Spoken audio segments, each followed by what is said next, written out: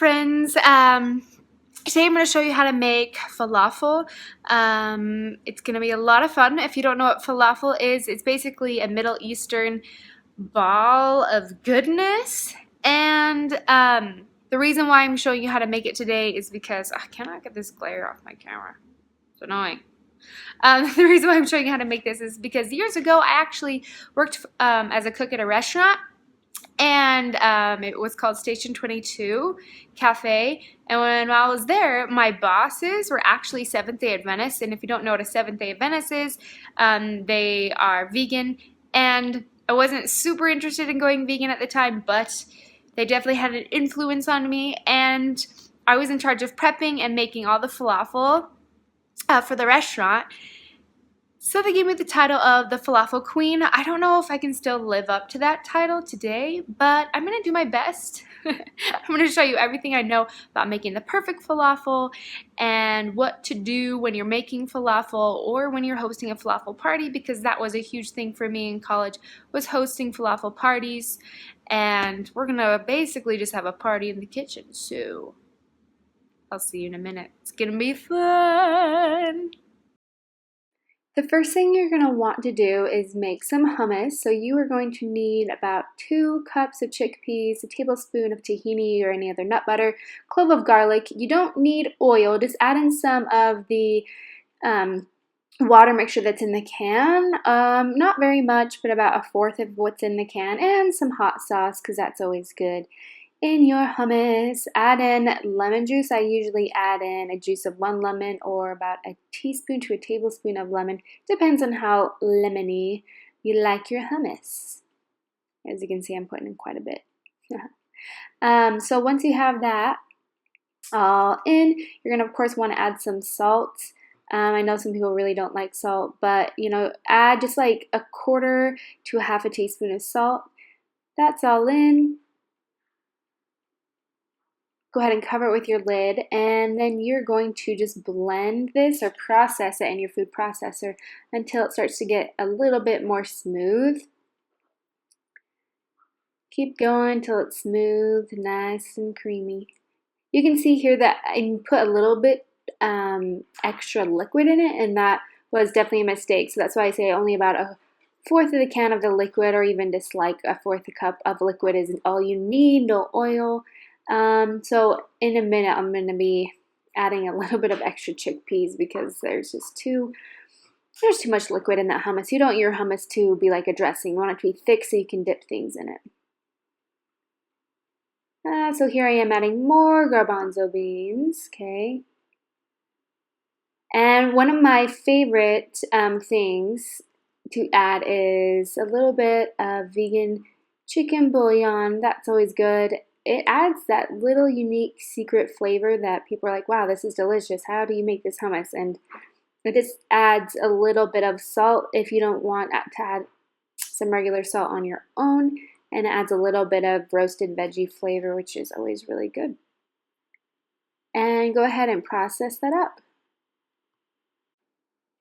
Here you're going to want to check the texture of your hummus, and go ahead and put a spoon in there. It should be thick, like I said earlier, dippable, smooth, but not runny because that's gross.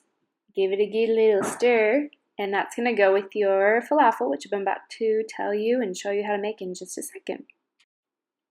We're going to make the falafel. So what you're going to want is 1/4 cup of cilantro, 1/4 cup of green onion, 1/4 cup of fresh parsley. I use dried because I didn't have fresh parsley, but it still tastes really good. Put a garlic clove in there, and then you're going to process that until it's like at a rough chop. You want it to be not huge enough to where you're going to bite on it and get that strong flavor of garlic or onion. Just process it or pulse it a couple times till it's chopped, and you're going to go ahead and remove that from the bowl because that's going to be part of the fresh ingredients in your falafel. Put that in a separate bowl, and then you can go back to prepping the rest of the falafel. This next step is super important. You want to make sure that you have about 2 cups of dried chickpeas soaked in water for at least 24 hours or even just the night before. Don't use canned chickpeas. They will make your falafel super mushy, but make sure that you use soaked chickpeas. They should crumble a little bit in your fingers but still be firm, and you're going to use that to put in your food processor in just a second. All right, in the same food processor, there's no need to clean it because everything will be mixed up later. You're going to want to pour your chickpeas. Now, I made the mistake of not draining them enough, so make sure your chickpeas are completely drained. I had to take it off, and then I had to drain it right there. But just make sure you get as much water as you can out of those. Put it back on there. This next part is where you're just going to pulse the chickpeas a couple times. The texture that you are looking for is, I would say, similar to couscous, if you've ever had that. You want it a little bit chunkier than breadcrumbs. You don't want it to be processed too much like the hummus because, of course, it will be mushy. I just want to show you the texture of the processed chickpeas. Remember, it's supposed to be like couscous, kind of a chunkier, not smooth texture, because that's going to help form a good crunch when you fry your falafels. So I pulsed it just a few more times just to make sure everything was processed. So this is where you're going to want to add your flax egg, your processed drained chickpeas, and your cooked quinoa with your herbs. And these are just the array of spices that you may want to add. It is totally up to you, but of course you're going to want something maybe a little bit saltier, and you're going to want baking soda to make the mixture fry up well. If you're baking it, you want it to bake well. The baking powder allows it to combine pretty well, and it's a really important ingredient that a lot of people forget. Once you have all your spices, flax egg, herbs, salt, and baking powder in there, give it a good stir. Make sure that it's stirred really well in there. The flax egg is super easy to make. It's just really a tablespoon of flax with about 2.5 to 3 tablespoons of water. You let it soak for a couple minutes, and it gets to be like the texture of eggs. And once you have everything mixed in, I would recommend just tasting this raw mixture, making sure that it's salty enough and spicy enough and that you like the flavor. It's going to taste a little off because of the baking powder, but once you cook these, that baking powder taste will go away.